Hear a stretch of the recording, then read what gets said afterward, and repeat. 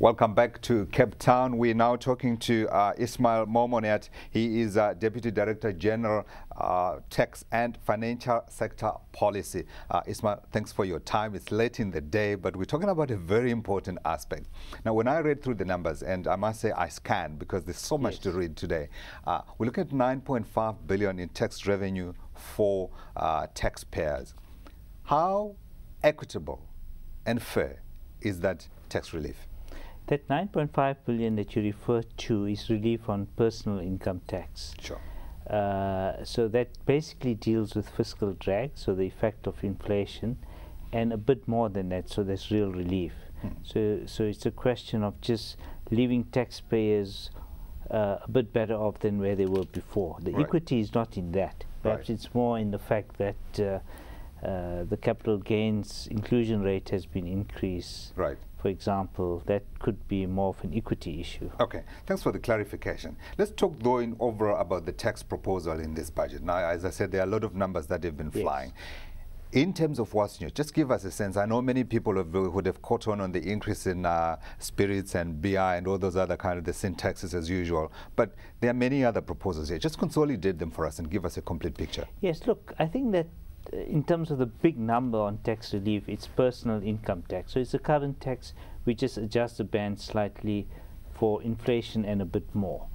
Then with regard to, I think I guess the two big things are the capital gains inclusion rate. I mean, that was introduced 10 years ago. That's increased slightly from 25% to 33.3% for individuals, and for companies from the inclusion rate 50 to 75%, which means that effectively the rate is something like just around the 18% mark for corporates, and for individuals it's more like you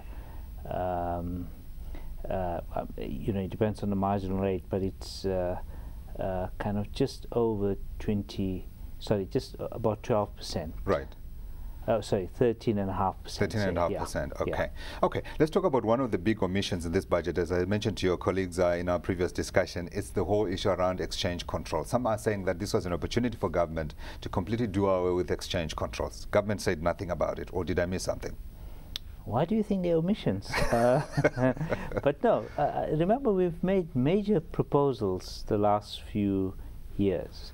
So most exchange controls don't exist anymore. Okay, the ones that exist are with regard to corporates for major transactions, and on that score I think we've been worried about some of the barriers we think to investment, both inward and outward. And on that we do say that, you know, we published a paper for comment with last year's budget. We've had public comments, we've been engaging with government departments. We expect to publish a revised paper in April, so that should deal with any barriers to investment faced by companies. Sure. With regard to everybody else, I think we've pretty much don't have any exchange controls really that are significant. The suggestion is that because South Africa is being used as a base by foreign companies to get into Africa, we all know about the Africa story and how Africa is the next growth opportunity. The suggestion is that government actually ought to do more to actively get companies that are coming from abroad to come and set up here. And the suggestion is it's not doing enough. Well, I think it's debatable whether we're not doing enough, and obviously one can always do more than we should, and we're open to doing more. You know, we've already kind of created a situation where companies can come and set up regional headquarters and invest in Africa. We've talked about South Africa being a gateway to Africa for companies that want to come in. Again, we made major announcements last year, and those are just beginning to take effect. To the extent that there are any other barriers, I know that the minister is quite keen to identify them and tackle them. So we'd like to know what other barriers there are, and to the extent that they're identified, we will certainly act to see if we can deal with them or get rid of them. Perhaps create a mini Singapore or Hong Kong. Well, I think how far we go, look, there are issues about tax havens and so on. I think that those need to be considered. I'm not sure South Africa can really be a Singapore or Hong Kong. Sure. But to the extent that we can facilitate entry into the rest of the continent, and including ourselves, South Africa is very open on that score. And you know, as I said, I think we've systematically gotten rid of lots of the barriers there. Yeah. So sometimes I get worried. I think it's more rhetoric. People think we want exchange controls gone, but tell us what's left. In the sense beyond that, what you know, I've said. scrap it completely, it's gone. There's nothing else left. Well, there are some, as I said, the areas that we're working on, with major mergers and acquisitions, and transactions, you know, really major transactions. And on those, to the extent that there are barriers, you know, we're quite committed to removing them. Absolutely. And let me say that, you know, let me just give you an example. You know, if you're going to build major infrastructure investment, there's environmental consequences. You've got to go through the environmental regulations. If you're a big emitter and you're going to come here, you're going to face not just a carbon tax in the future, but you also need to make sure that environmentally you meet with our standards.